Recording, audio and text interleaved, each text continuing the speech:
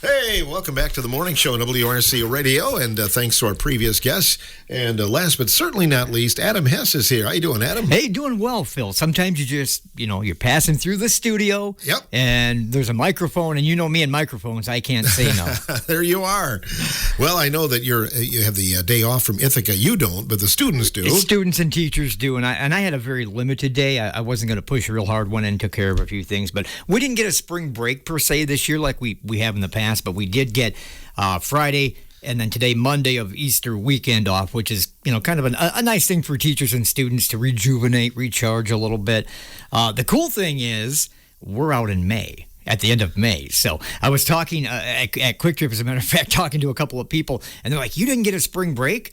And I'm like, no. And then it clicked, and they're like, yeah, but we go till June. I'm like, yeah, we're done in May. Uh-huh. So, Yeah. Checks and balances, it works out. A positive. Yeah. A day like this, so you probably use to troubleshoot, maybe fix a few things, don't you? Yeah, most definitely. I know Frank's crew from the buildings and grounds and custodial side, they're going from room to room, fixing everything from, doorknobs to, electrical outlets. And when you don't have students and teachers, great time to do it.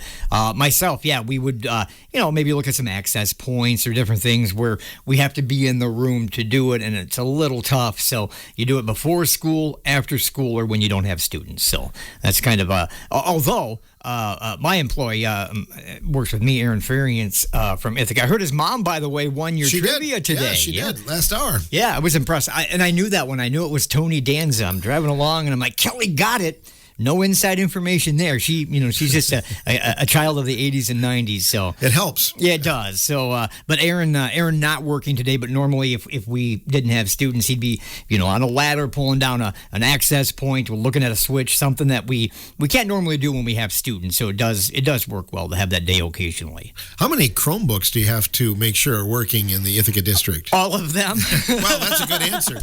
We have 4K to 12 designated as 1-to-1.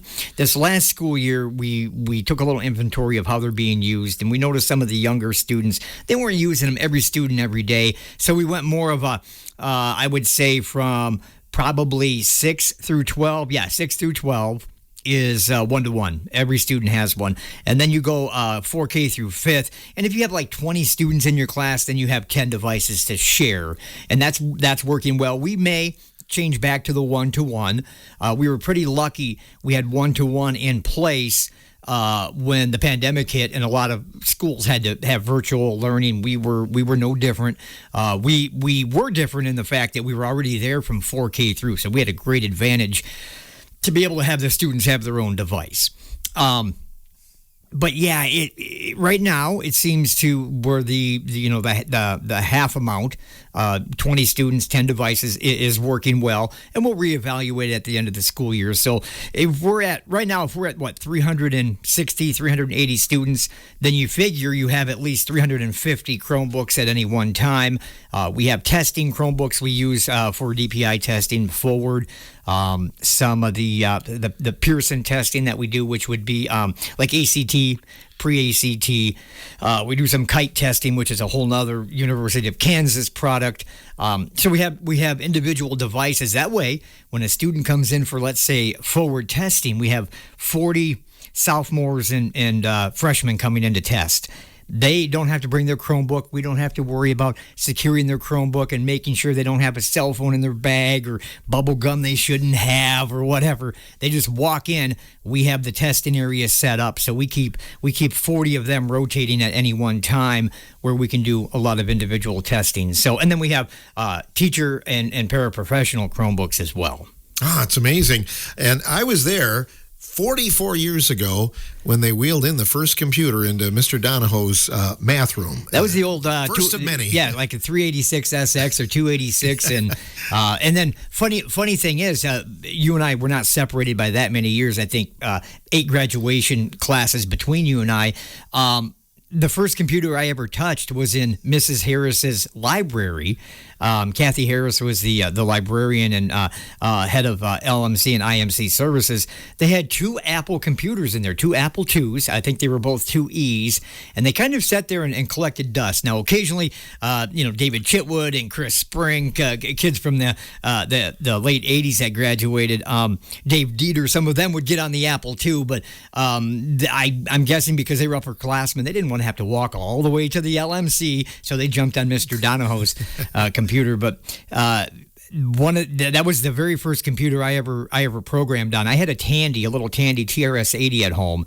Not a lot of programming with that, but the Apple II, I jumped in and started programming that at a very young age. I think I was in probably 4th or 5th grade when we got those, and then programmed them all the way through high school. So it's kind of funny that you remember one computer there. I remember like 3 computers there, and now we literally have, if you count the individual motherboards and servers and different relay motherboards, which act as a computer, we're over 4 digits worth of motherboards in the Ithaca building. Oh, that's crazy. It sure is. I remember the storage was on a cassette. Yeah. They'd patch it into a cassette. And if you wanted to find your program, it was like, blah, blah, blah, you blah, have to blah, run you had to listen to it. Yeah, yeah. That's the way our TRS-80 was at home.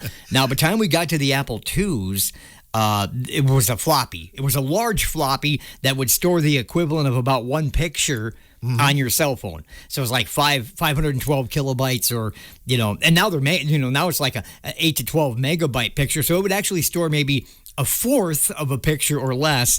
But yeah, these big floppies, 5.5 inch floppy disks, and you'd put the floppy disk in the drive, and it'd be like, it'd make that really loud, and you swear to goodness that you're chopping that disc in half. Yeah, and sometimes you did. It probably did. I know a lot of times they'll put out these lists where things that kids today would have no idea what you're talking about. Floppy disk is probably on one of those lists. Cassettes, 8-tracks, floppy disk. Vinyl's making a comeback. Vinyl's a comeback, yeah. Right. A phone connected to a wall with a rotary dial.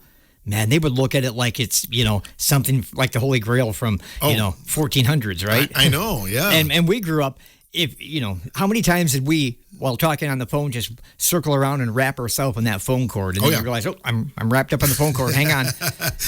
Mine would stretch around to the back of the file cabinet where I could get behind there, if I had to make a personal phone call. Like, hey, baby. Yeah, exactly. It's Phil. Kids today have it a lot easier. They definitely do. So it may have been intentional, but my mother put on like a 2.5-foot cord, no stretch. So if I had to make a phone call, I had to stand right there. Yeah, yeah. And then when I got into junior high, we ended up with a cordless phone, which was, groundbreaking. It was pure freedom. Here I am on a cordless phone, and you pulled that antenna up like it was an 8-band radio. It was a 4-foot antenna, like a Marine band, Yes. Roger 1, come in. Very heavy. Yeah. But I could actually go outside the house and talk. You're right. It was amazing. Yeah, you could get out on the porch anyway. Yeah, yeah.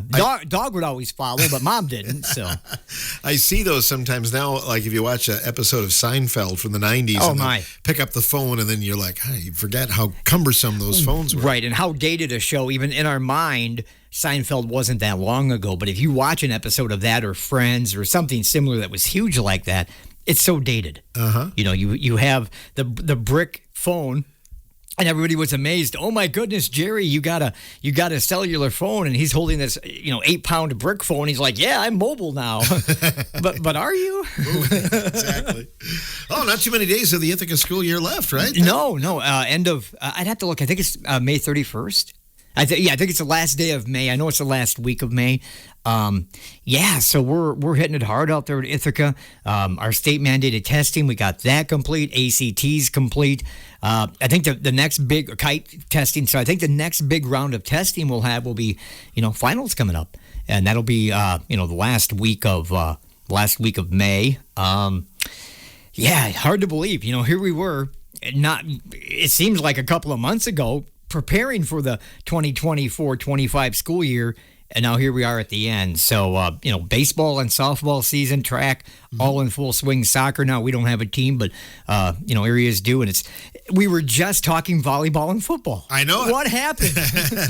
And I think spring season may be more busy than any of them because you talk about the other things. You have band, solo ensembles, and you have contests, and you have forensics.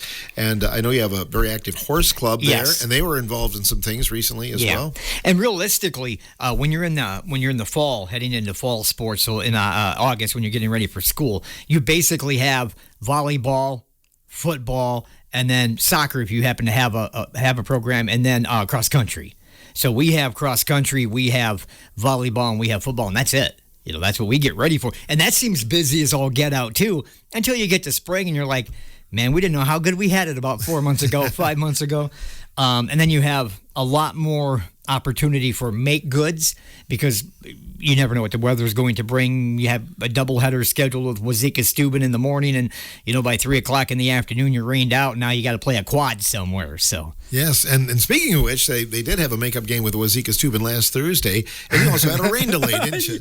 That was quite the game, Phil. I do the PA announcing there, and so we started the game at 4:30.